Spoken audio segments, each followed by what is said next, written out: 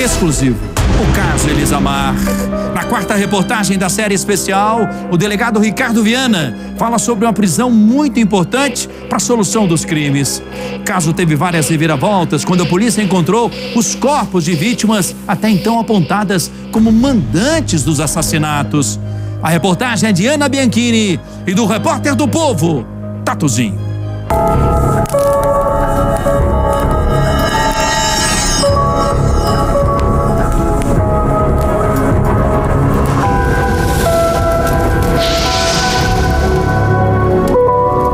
Vocês conseguiram encontrar o corpo do Marcos, que estava enterrado no lote onde era esse cativeiro, onde essas pessoas foram mantidas em cárcere privado, depois das primeiras prisões.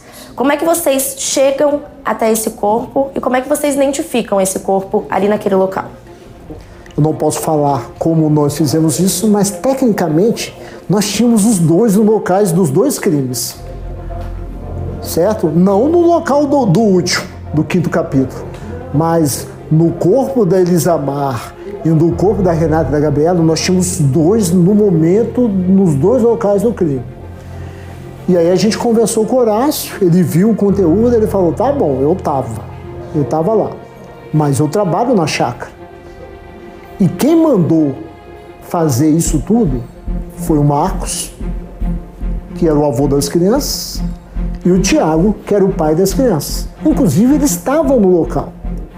Essa situação ficou muito clara pra gente que ele estava mentindo, e é um direito dele. Ele estava sendo interrogado. Fomos abordados pelo pessoal da chácara lá, os moradores da chácara, o Marcos, juntamente com o Thiago, que participou posteriormente, deram uma proposta financeira, no valor de R$100, e desde então, arquitetaram todo, eu fui participando junto também. O Thiago convidou a sua esposa. No meio dessa discussão, o surto eles empatou. E então, infelizmente, partiu para a execução. Aí a criança não tinha nada a ver com a história da cadeia. Acabamos fazendo essa loucura. Fizemos essa loucura com a participação do próprio Thiago. E alguns pediram para parar. Fomos em frente.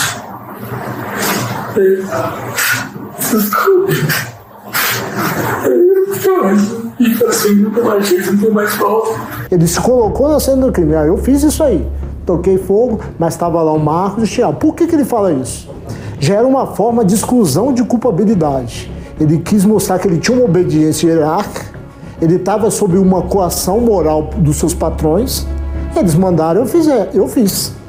Nós começamos a entrevistar o Horácio várias vezes, até para exaustão, ver se ele soltava. E cada hora ele entrava em contradição, até coisas simples, do tipo, quem é que estava no carro? Quem estava dirigindo? Quem sufocou? Toda hora ele trocava. Então, assim, a versão dele não batia, não era fidedigna. E naquele dia mesmo à noite, ele conversou com um dos entrevistadores, um policial, e relatou o seguinte, olha, ele passou a não falar em desaparecidos. O argumento dele era o quê? Tiago, todas as pessoas que não foram encontradas ainda, teriam ajudado nos crimes e saíram para viver uma nova vida. E quem seriam essas pessoas? O Marcos, o Tiago, a Cláudia e a Ana. Estavam juntos em outro local, deixaram os documentos no cativeiro e saíram para viver uma nova vida. Ele tinha uma história. Então, a partir do momento, aquele dia à noite, certas situações da entrevista, ele já falava em corpos. Aí a gente, corpos? Porque o corpo... Aí teve uma hora que ele falou assim, que iria mostrar onde é que estava o corpo do Marcos. Chegou lá no cativeiro, ele simplesmente chegou lá e falou para mim, ele falou pra gente que teria que lembrar onde estava o corpo, lá no interior do cativeiro. E aí deu uma certa hora, ele falou, não, eu não vou falar não. Só com o meu advogado, vou chamar os cães do corpo de bombeiro lá pro cativeiro. Esse cara levou a gente até lá, ele tem alguma coisa a mais, por que ele levaria lá para lembrar, não é? Uma situação bem esdrúxula, alguma coisa tem ali. E aí o corpo de bombeiro vai ao local e localiza o corpo do Marco. Quando a gente chega num cenário como esse, né, em que a vítima está enterrada, a gente realiza algumas perfurações no solo para que o odor possa sair, as partículas possam chegar até o cão.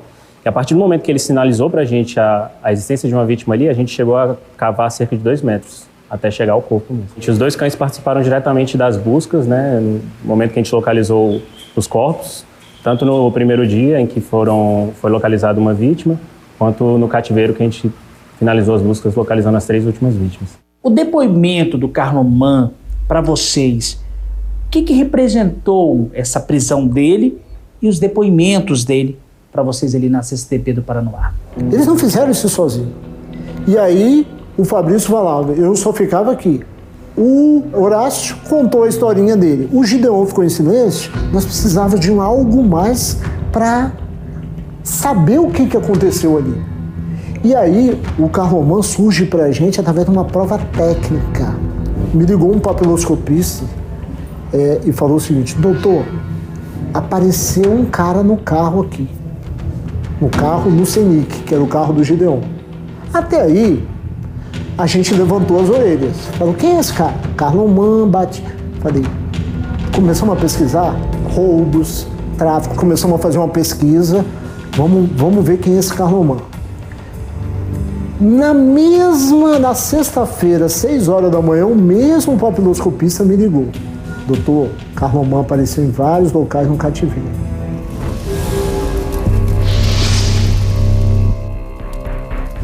A gente vê que mudou muito depois de um ano. Aqui era uma chácara abandonada que fica no núcleo rural Santos Dumont. Hoje, veja o detalhe, o local foi todo cercado com esse muro, tem cerca elétrica e pelo que a gente pode ver, lá dentro funciona uma espécie de usina daquela questão de algo solar. A única coisa que sobrou daquela época, onde os bombeiros tiveram um trabalho e tanto junto com a Polícia Civil, tanto na madrugada, bem como na manhã do dia seguinte, para encontrarem os corpos dos 3, utilizando o cães farejador. A única coisa que restou daquela época foi esse pé gigantesco de piqui que ainda está aqui no local.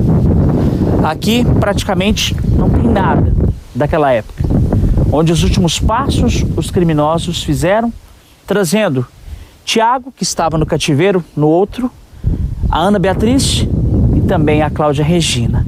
E aqui praticamente foram mortos, esfaqueados e os corpos jogados nessa espécie de cisterna, um poço.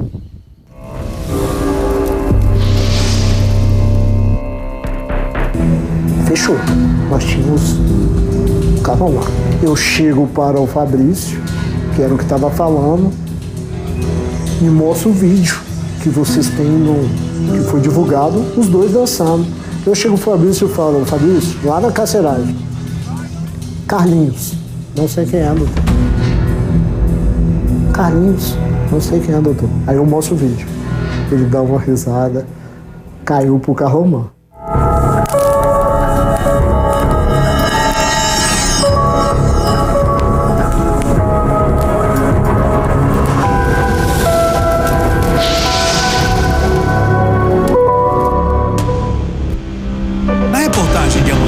Você vai ver por que a situação se complicou para Carlomán, um dos suspeitos dos crimes.